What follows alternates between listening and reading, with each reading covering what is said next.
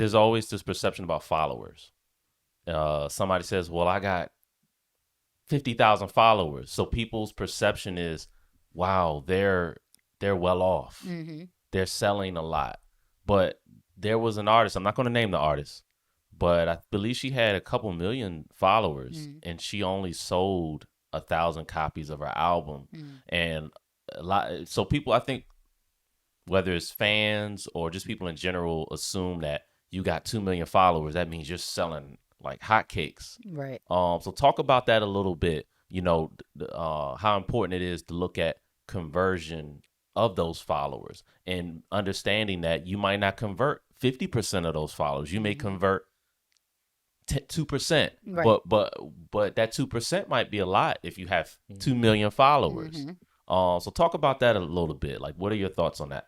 So yeah, I think it's always important to look at how people are engaging with the content and how they're converting versus how many numbers are because you can pay for followers. There's literally companies that you could just pay, get a whole bunch of people up there, and that's fine if this is a popularity contest. But if you're trying to make money, you need these people actually taking action. So if they're just there and they're not doing anything, then you're not going to make any money. You're not going to followers. Yeah. It's kind of silly. So one of the things I like to look at when I see a person, they have like a whole bunch of followers, I like to go to their posts and I'll look at their comments, and I don't really pay attention to the likes that much, but I look at their comments and I'm like, okay, it is at least 10% of these people commenting and engaging with this post. Okay. Maybe not this post. Let me try the next one. Let me try the next one. If I get 4 to 5 posts in and it's like 2 comments and you got like thousands and thousands of followers, something's not adding up. Okay. Either they just watching you and is not interested enough, or you got some fake followers. Whatever it is, it concerns me because and I'm like, if no one's engaging,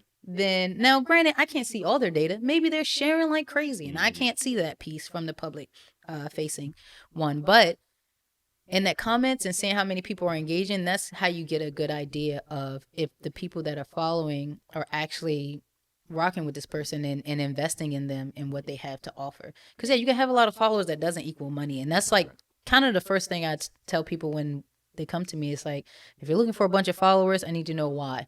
Because they don't necessarily convert. If you have a whole bunch of people following you because they like how you look, but none of them like handmade jewelry, then you're doing something wrong, because you're trying to sell handmade jewelry. Right. And they don't care about that. They just want to see pictures of you. All right. Well, unless you're selling pictures of yourself, then that's that's not going to work. So it's important to not necessarily look for the quantity, but the quality. I mean, obviously you want more people, as many as you can get, but it has to be very specific people that actually want what it is that you have to offer, that are actually interested or looking to get the information from you. Because if you don't have the right people in your followers, then they're just kind of there. They might like something every so often, but they're never gonna find anything. Yeah, they're not gonna. You might get some ones that fall in a little bit, like, oh, you know what? I finally did buy one of them bracelets for my wife. But like, that's not how you run a business. You need something more consistent. So I always tell people that you want to make sure you know who you're talking to, who your target audience is, and your target buyers. And reach out to them, engage with them, because those are going to be the ones that are going to become your leads that you can convert and actually make sales with, versus all of the other random people that just kind of fell in because that one thing they liked, or maybe you paid for something or whatever. Okay. But yeah. And also too, we talked about it a little bit as far as email marketing, but also how social media. We don't own those platforms.